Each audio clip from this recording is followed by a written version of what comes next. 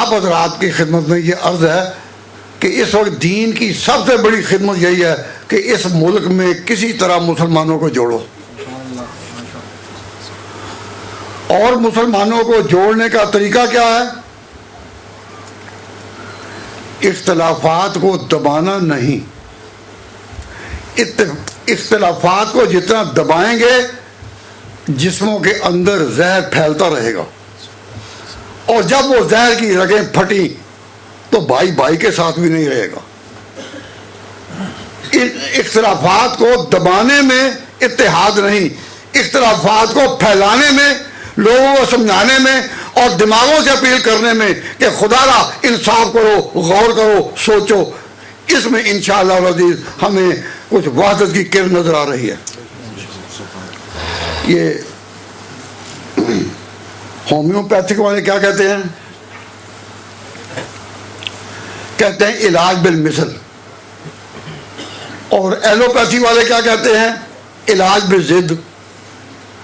तो मुझे इस वक्त इस फन पर बात नहीं करनी कि इलाज बिल जिद क्या है और होम्योपैथिक वालों का इलाज बिल मिसल क्या है। दो नजरिए सामने कि इख्तलाफात को दबाने और अंदर ही अंदर छुपाने में हमारी बेहतरी है, या इख्तलाफात को सामने लाने और बताने में कि इख्तलाफात है ही नहीं। जब हम इख्तलाफात को सामने लाएंगे और अपने साथियों को बताएंगे कि इख्तलाफ है ही कोई नहीं, ये सब दुश्मनों की पैदावार है, तो इख्तलाफात को फैलाने, खोलने, वाज़े करने में भलाई है या दबाने में और छुपाने में? आपकी राय क्या है? एक पॉलिसी यहाँ ये चली आ रही है कि जहाँ कहीं कोई इख्तलाफ की बात करता है तो कह देते हैं बस छोड़ो दबाओ, इससे फितना पैदा होगा। इख्तलाफ को दबाओ, इससे फितना पैदा होगा। मैं अपने तजर्बे की बिना पर आपसे ये अर्ज करता हूँ, इसी कश्मकश में गुजरी मेरी जिंदगी की रातें। मैं अब इस उम्र तक पहुंचा हूं एक तजर्बात के स्याह समुद्रों से गुजर कर, और हर तरह के मैदान देखे हैं। उस तजर्बे की रोशनी में ये कहता हूं कि इख्तलाफात को सामने लाएंगे, वाज़े करेंगे, उम्मत को इत्तेहाद नसीब होगा, और दबाएंगे तो जहर अंदर ही अंदर दबा रहेगा। अब ये आप हजरात का काम है कि अपने आप को जोश में रखते हैं या होश में।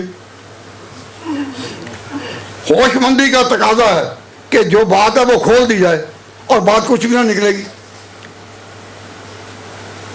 एक छोटी सी मिसाल मुझे याद आई कि किसी ने कोई फितना पैदा करने के लिए मुझे आकर बताया कि जी फलां शख्स जो है नमाजी भी है, नेक भी है, लेकिन अपनी वालिदा को, अपनी बीवी को वो वालिदा माइजा कहता है। मेरा हमसाया है, मैं बार बार सुनता हूँ कि जब वो अपनी बीवी को मुखातब कर रहा है तो इस तरह कहता है वालिदा माइदा, और नमाजी भी है, तो क्या ये जायज़ है?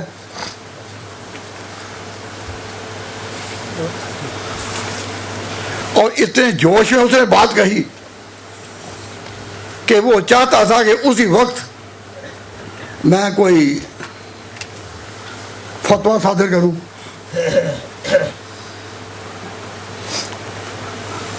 तो मैंने कहा कि भाई बात जरा गौर तलब है, मैं जल्दी जवाब नहीं देता। जल्दी फतवे लगाने वाले और हैं कि कोई बात जाए सोचने का मौका ही नहीं देते और काफिर किनारे लग जाते हैं कि जो फला आलिम को काफिर ना कहे वो भी काफिर, और जो फला को ना कहे वो भी काफिर। हमारा ताल्लुक जोश दिलाने से नहीं, होश दिलाने से है। तो मैं ये जवाब नहीं दूंगा कि वो वालदा माइदा कहते हैं। आप कभी इस तरह कर सकते हैं कि उसको बुला ही लें, अगर वो नमाजी भी है नमाजी भी है, तो वो आ जाएगा, मेरे नाम पर उसको बुला लें कि मैं ज़रा मिल लूँ उससे। तो उसने कहा जी हाँ, ये तो किसी न किसी तरीके से हो जाएगा। और जब वो उसको बुला कर लाए तो मैंने उसे कहा कि तेरा कोई साथी जानने वाला मुझे कहता है कि तू अपनी बीवी को जब बुलाता है तो वालदा माजदा कहता है। तो उसने कहा जी हाँ, वो उसने ठीक कहा है। जब मुझे पता चला कि उसने कहा कि उसने ठीक कहा है, जब मैंने जाना कि वो इकरार कर रहा है, उसने इनकार नहीं किया, तो फिर मेरे जहन ने वाक़यात के दरवाजे पर दस्तक दी। मैंने उसे पूछा कि मैंने उसको नहीं कहा कि तू ये क्यों कहता है, मैंने उसे पूछा तेरी बेटियां कितनी हैं? उसने कहा तीन। मैंने कहा उनके नाम क्या हैं? तो उसने कहा कि एक का नाम है सलमा और एक का नाम कुछ और बताया, मुझे याद नहीं, और एक का नाम है माइदा। मैंने कहा जब तू अपनी बीवी को बुलाता है तो सलमा की वालदा कहता है या ज़्यादा कि माइदा चूँकि छोटी है तो मैं प्यार से उसका नाम लेता हूँ कि माइदा की माँ। तो मुझे मालूम हुआ कि जब ये अपनी बीवी कहता है वालदा माइदा, तो इसकी मुराद होती है माजिदा की माँ। तो मैंने कहा तू अपनी बेटी माइदा के नाम से अपनी बीवी को बुलाता है? कहते जी हाँ, मैंने उसको अपनी माँ तो नहीं कहना। तो मुझे पता चला कि उसका अपनी बीवी को वालिदा माइदा कहना बिल्कुल बजा था, बेजा नहीं था। क्योंकि जब पता चल गया कि भाई तू क्या कहता है अपनी बीवी को वालिदा माइदा, उसने कहा कि हाँ, तो उसने इकरार किया या इनकार किया?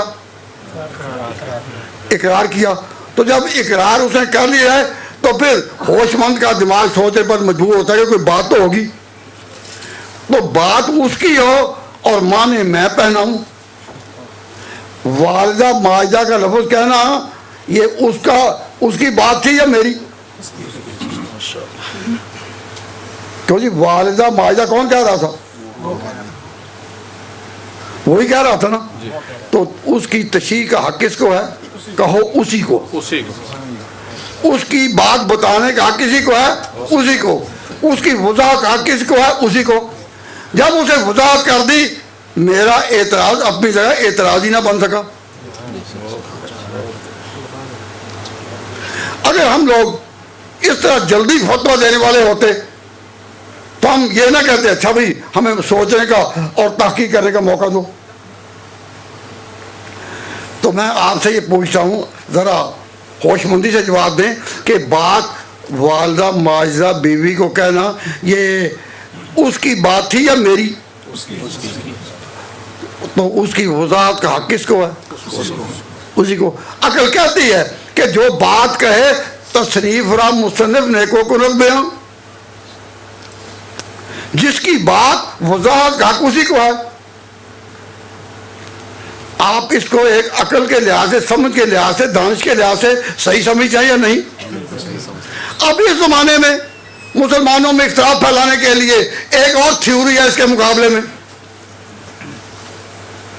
Statement against statement. वो क्या है कि जी इबारात तो हों उलमाए देवबंद की और उसकी वजाहत करें बरेलवी के उलमा। ये बातें तो हैं उलमाए देवबंद की और तशरीह उसकी और मुतालिब बयान करते हैं बरेलवी उलमा। जब इंसानी ज़हन इस तरह गिरावट में आ चुका हो, हम तो यही सुनते आ रहे थे तसनीफ रा मुसन्निफ नेको कुनत बयां, कि जिसकी बात तशरीह भी उसी की,